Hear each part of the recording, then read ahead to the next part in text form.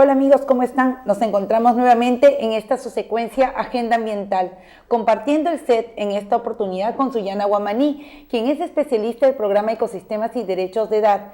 Ella participó del 1 al 12 de diciembre en las reuniones de la COP20. Como ustedes saben, tuvo lugar en la ciudad de Lima una reunión donde muchos dignatarios y representantes de organizaciones de sociedad civil, incluso empresas, además de otros actores, participaron. ¿A raíz de qué? De hacer una reflexión sobre el Convenio Marco de Naciones Unidas sobre el Cambio Climático y establecer los nuevos acuerdos globales o las tendencias hacia estos acuerdos para enfrentar el cambio climático. Con ella haremos un balance sobre lo que ha sido la COP, la participación y los retos que nos deja tanto para la agenda global como para la agenda interna. Suyana, bienvenida.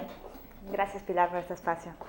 Suyana, cuéntanos, tú has participado en la COP. ¿Cómo has visto que esto se ha desarrollado? ¿Cuáles han sido los resultados del proceso de negociación en donde los diferentes autoridades, representantes de países han estado discutiendo el cambio climático, los efectos que tienen, pero también hacia dónde van los compromisos que en la agenda global se deben de adoptar? Bueno, primero sería recordar para qué se reunieron en la COP20 acá. Bien, como se sabe, ya esta es la 20ª de las reuniones que se trata sobre el cambio climático a nivel internacional, y lo que se está buscando es tener un acuerdo global que sea vinculante y que todos los países puedan cumplirlo, ¿no? Entonces, que sea un acuerdo global sobre el cambio climático. De hecho, han habido ya varias ocasiones que se ha intentado esto, pero varias han sido fallidas. Entonces, digamos, en ese contexto, mirar qué ha significado la COP20 sí es muy importante. Bueno, lo que se planteó como dos objetivos principales dentro de la COP fue justamente lograr el borrador de este acuerdo global de cambio climático, ¿no? Y también, de otro lado, lograr las contribuciones nacionales de los países. ¿Pero qué son estas contribuciones nacionales? Significa que cada uno de los países debe comprometerse a hacer acciones o metas concretas sobre el cambio climático con miras a que estén entre el 2020 y el 2050. Entonces, la meta es que se reduzcan emisiones, pero no solamente se espera que reduzcan emisiones, sino también que ya haya acciones concretas de respuesta a los efectos del cambio climático, ¿no? A lo que se le conoce como la adaptación. Entonces, ¿qué hemos tenido? A ver, sobre el tema del acuerdo global, que ha sido prácticamente lo que ha demorado que se concluya la COP20, ¿no? Se esperaba que se acabara el viernes, pero terminó el domingo por la madrugada. Sí, se extendieron las negociaciones. Sí, fue muy arduo, porque justamente en esos dos puntos han habido posiciones muy encontradas, ¿no? Y una de esas posiciones era que el tema de la adaptación, que este tema de respuesta a los efectos del cambio climático sea parte íntegra de este nuevo acuerdo y también de estas contribuciones, ¿no?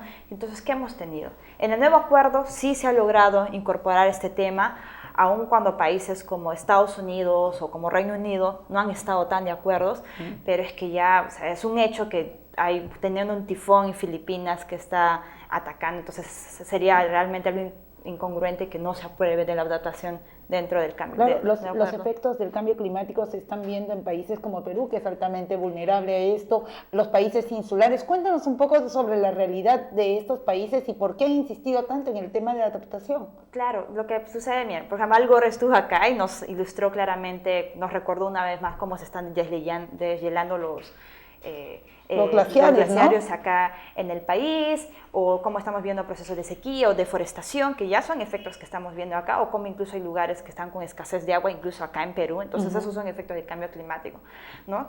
Somos uno de los países más vulnerables, pero también hay otros países, sobre todo que son estas pequeñas islas. Estuvo también acá el presidente de Tuvalu, que es uno de estos países que van a ser más afectados, o sea, ya están sufriendo los efectos. Filipinas es un caso concreto, Bangladesh constantemente tiene inundaciones y hay miles y miles de muertos. Entonces son países que saben que de este acuerdo depende su futuro de vida. Entonces, pero cuando nos encontramos en las negociaciones son chiquitos frente, digamos, al peso político de Estados Unidos, ¿no? Digamos, ya en la cuestión global, pero ha sido realmente un logro que eso se haya logrado posicionar y se haya encontrado dentro de la adaptación del nuevo acuerdo. Sí, creemos que se cifran expectativas, ¿no? Para que temas reto como la adaptación lleguen a una mayor sensibilidad y se incorporen en esa agenda.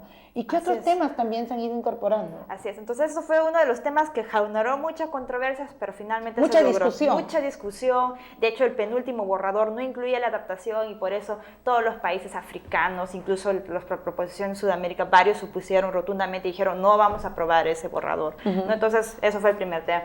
El segundo tema, digamos que es el más repetitivo y el que varias veces generalmente pone en aprietos siempre los nuevos acuerdos, tiene que ver con el tema de las responsabilidades, ¿no? O sea, hay una frasecita que es muy común que son las responsabilidades comunes pero compartidas, ¿ya? Pero ¿esto qué nos quiere decir? Que o sea, es el nivel de compromiso que tienen que llegar los países, ¿no? Si bien nosotros sabemos que Europa, Estados Unidos han sido los contaminadores históricos y que prácticamente su desarrollo se ha basado justamente en contaminar todos estos procesos, también ahora tenemos en el nuevo escenario global otros países que en los últimos años han crecido económicamente, ¿no? Pero también ese crecimiento económico ha significado el incremento de las emisiones de gases de efecto invernadero.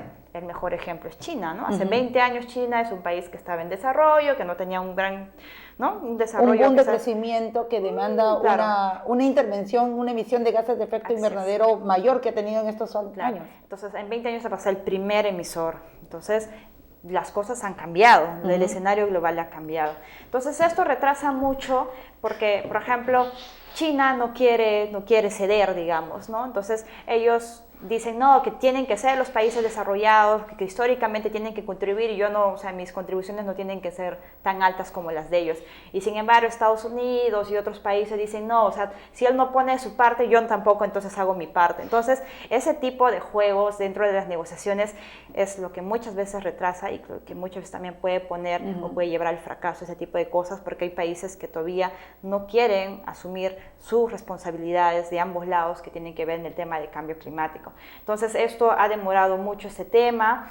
De hecho, incluso Estados Unidos, cuando fue la reunión ministerial, ¿no? La reunión, pues pusieron que incluso ya, ahorita la Convención Marco está dividida en dos, los países del anexo 1, que son los desarrollados, y los que no pertenecen, que es los que están en desarrollo. Entonces ellos dicen que ante el escenario global que tenemos, eso es insuficiente, incluso deberían haber más categorías que esas dos, porque hay países, que es la palabra que están usando, están en su zona de confort, ¿no? Entonces que tapándose o cubriéndose como países en desarrollo, pues no quieren asumir las responsabilidades que tienen que hacerla, ¿no? Entonces esto ha sido un gran tema. Esto, de hecho, ha imposibilitado que en el tema de las contribuciones se logre establecer un marco más claro que diga países tanto, qué sé yo, la meta iba a ser A, B y más cosas más concretas. Entonces, finalmente en el tema de contribuciones eso, digamos, ha hecho que no lleguemos a la meta, ¿no? De que esas contribuciones sean pues más ambiciosas, que exijan a los países más cosas, que exijan, ¿no? Que sean incluso vinculantes. No se ha logrado eso.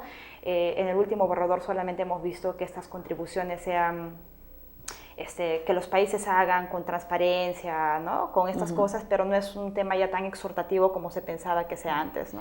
Suyana, nos vamos a una breve pausa y continuamos conversando sobre este tema. Amigos, un corte y retornamos en esta su secuencia Agenda Ambiental.